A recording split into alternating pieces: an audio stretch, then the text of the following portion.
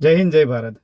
હવે આજના ટોપિકમાં વાત કરવી છે કે ઘણા બધા લોકો એવા હોય છે કે એ લોકો જોડે સારો એવો અનુભવ હોય છે, કામકાજમાં સારો એવો ધંધા લેવલે અનુભવ હોય છે, પણ ક્યાંક ના ક્યાંક ફાઇનાન્શિયલી એ લોકો પાછા પડતા હોય છે. ફાઇનાન્શિયલી સ્ટ્રોંગ નથી હોતા કે ધંધામાં ક્યાંય પૈસા ઇન્વેસ્ટ કરવા હોય તો ઇન્વેસ્ટ કરી શકીએ કે ના કરી શકીએ. કારણ કે ફાઇનાન્શિયલ બેકગ્રાઉન્ડ ના હોય પણ ટેકનિકલી એક્સપિરિયન્સ સારો એવો હોય કે જો ફાઇનાન્શિયલી બેકગ્રાઉન્ડ મળી રહે તો આપણે સારો એવો ધંધો કરી શકીએ છીએ.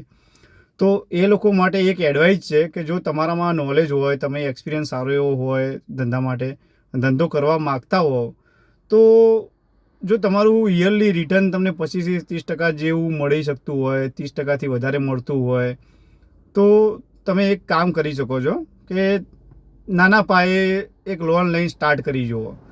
8-10%વાળી, 10-12% સુધીની લોન તમને ઇઝીલી મળી રહેતી હોય છે. નાની અમાઉન્ટની એક લોન લઈ લો જે મિનિમમ 8-10% યા 12% સુધીની હોય. 12%થી ઉપરની લોન તમે એવોઇડ કરો અને એ લોનના પૈસા પ્રોપરલી તમે બિઝનેસમાં જ લગાવો. બિઝનેસમાં લગાવો. જો બિઝનેસ તમારું 25-30% તમને રિટર્ન આપે છે તો એ લોન તમને 10-15%, 10-12% સુધીની પે કરવામાં તમને ઇઝીલી આવક થઈ જશે અને એ રીતે ધીરે ધીરે તમે લોન પે કરી દો અને એના જે નફાના પૈસા હોય ફરીથી તમે બિઝનેસમાં ઇન્વેસ્ટ કરો. આ રીતના સ્ટાર્ટિંગ કરી શકાય કે ક્યાંયથી તમને પૈસા ના મળે એવા હોય યા પછી ફાઇનાન્શિયલી તમે પાછા પડી રહ્યા હો તો તમે નાના પાયે એક લોન લઈને સ્ટાર્ટ કરી જુઓ.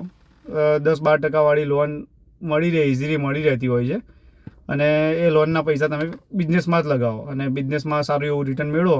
એમાંથી તમે EMI પે કરો અને સારું એવું રિટર્ન મળી જાય. તો આ એક વિડીયો ધ્યાનમાં હતો તો મોકલી આપજો તમારા ફ્રેન્ડ્સ લોકોને.